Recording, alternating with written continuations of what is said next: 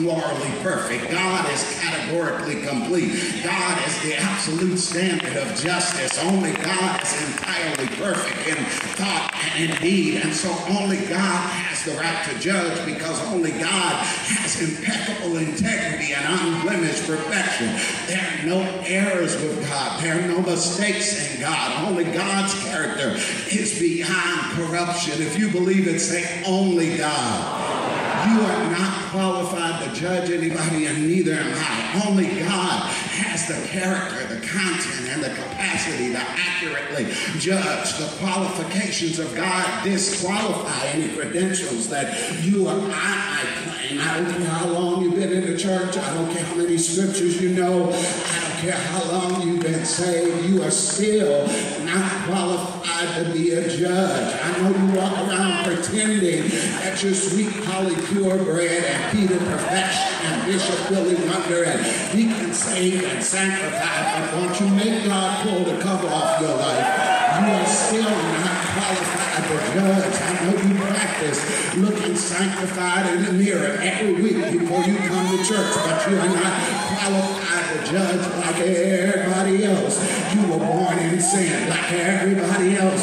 You were shaped in iniquity like everybody else. You are fallen short of God's glory like everybody else. You got to stand before the judgment seat one day like everybody else. There's a war going on inside of you. Like everybody else, you are disqualified to judge. And there ought to be at least 27 honest people here who will go on and sign that affidavit and admit that you are not qualified to judge anybody. You might be qualified to give praise. You might be qualified to give thanks. You might be qualified to pray, but you are not qualified to judge. Is there anybody in church who is honest enough to admit that if your past record was reviewed, you would immediately be disqualified? And if the truth be told, some of us ain't even got to go back to the previous file. We can look at our recent record and find the reasons that we would be disqualified. I need somebody to just look at your neighbor and say, I ain't qualified for that. See, Joseph knew that even after all he had been through, his character was not on par with the character of God. As he looked at himself in the light of God, he knew that his standing was the same as everybody else. That all of them were in debt to God. All of them were living by the grace of God. All of them were depending on the love of God. All of them would one day have to be accountable to God. And God had healed him so that he wouldn't hate them. Look at your neighbor and say, only God can do that. And somebody here is a witness, because God healed you. God put you back together after somebody tore you apart. God calmed your nerves, relieved your stress, lifted your burden, kept you from losing it, kept you from doing something crazy, kept you from trying to get even. God healed you so that he removed your desire to hurt him. Joseph said, it all makes sense to me now. Here's the third thing. God has taken care of me so I can take care of you. Joseph focused on what God had done to secure his present and establish his future. God had placed him in a high position so that he could save the very ones who caused him to suffer. What's amazing about this story is that in Joseph's heart, forgiving them was not enough. He went beyond that. He took care of them.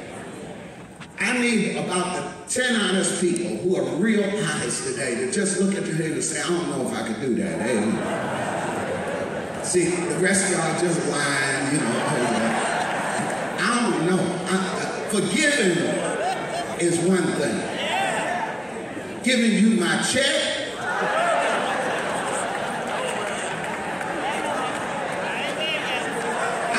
to get you to honestly come to grips with what the Lord is trying to tell you today, because if most of us, I didn't say all, there's always an exception, amen. But most of us, if we manage to forgive somebody who has grievously, intentionally mistreated us, we are ready for the benediction. Y'all know the benediction.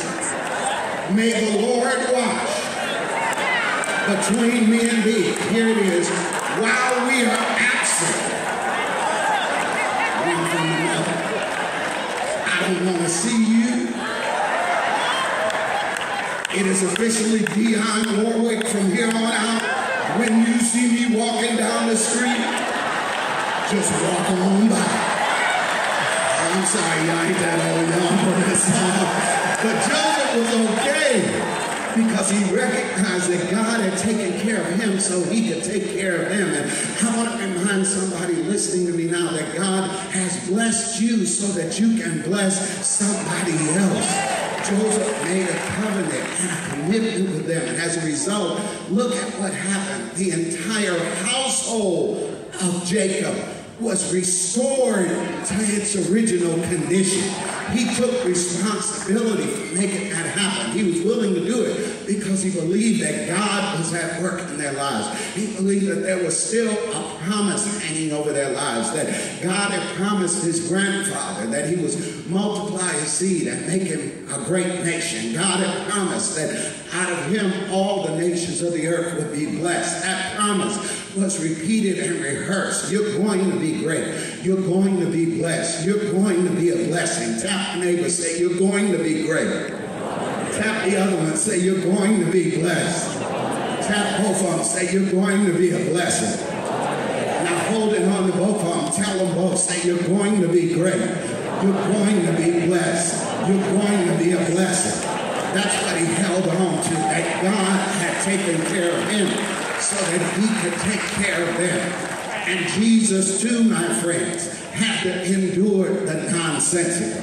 He was despised and rejected. He was a man of sorrows, acquainted with grief. How they treated Jesus didn't make sense. He went about doing good. He came to his own, but his own received him not. He healed the sick. He fed the hungry. He raised the dead. He strengthened the weak. He set the captive free. But instead of following him, they fought him. Instead of celebrating him, they conspired against him. It didn't make no sense that Peter denied him, and Judas betrayed him, and the soldiers arrested him, and the crowd ridiculed him, and Pilate condemned him, and Herod wouldn't help him. It didn't make sense that they assaulted him. They arraigned him without an attorney. They tried him on trumped-up charges. They convicted him without a cause, and crucified him on a cross, and pierced in his side. But God permitted him to endure the nonsensical so that God could walk him into the unbelievable.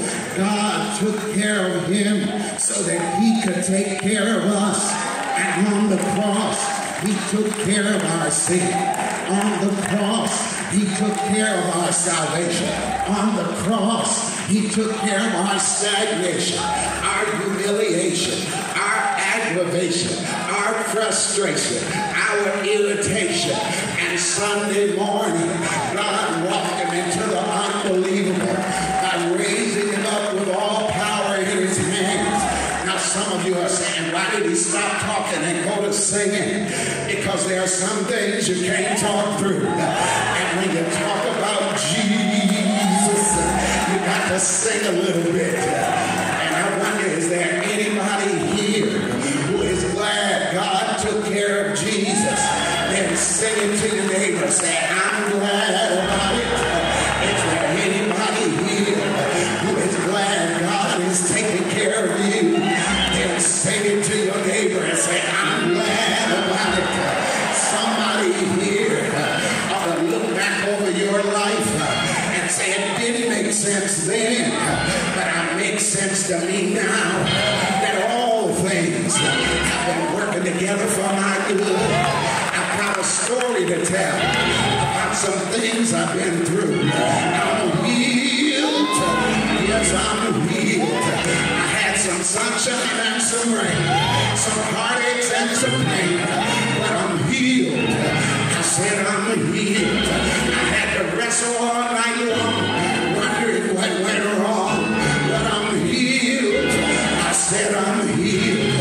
I don't have to hate anybody. I don't have to hurt anybody because I'm healed. God has taken care of me, and I need 5 no no 6. I need 6, no 7. I need 7, no 10. I need 10, no 20.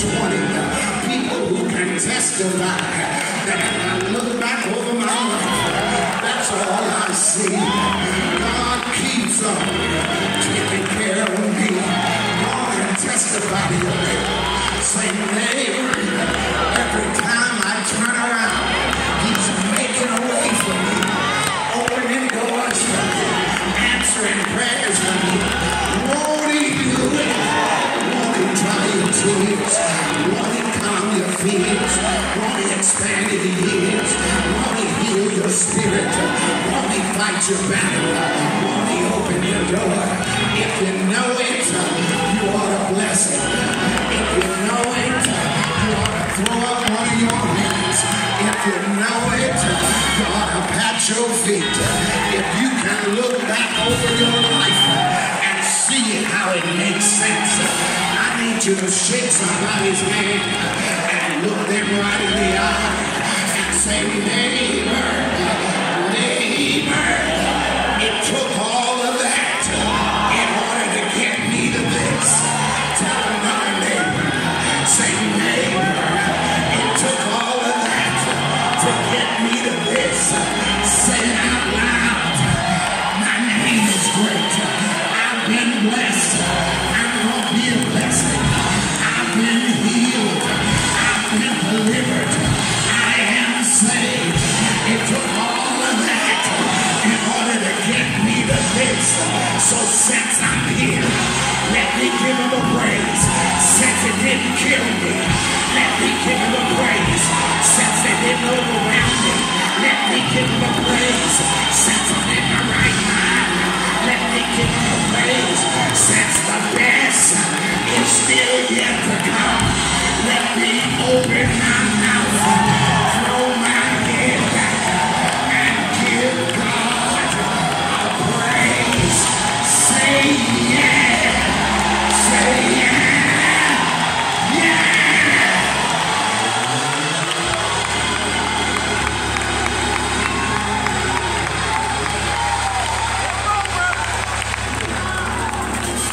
It all makes sense to me now.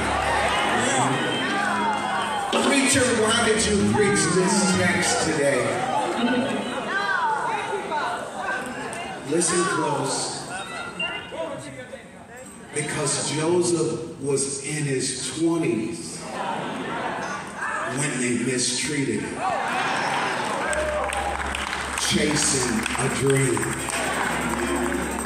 And Joseph was in his 30s when God delivered him. Y'all miss y'all shout. Dream chasers aspire. He was chasing a dream and they mistreated him.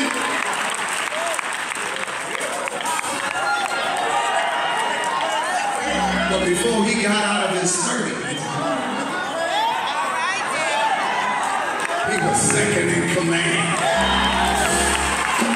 I need 5 of y'all who are witnesses to say God can do that for you. It is no secret what God can do. What he's done for others, he'll do it for you in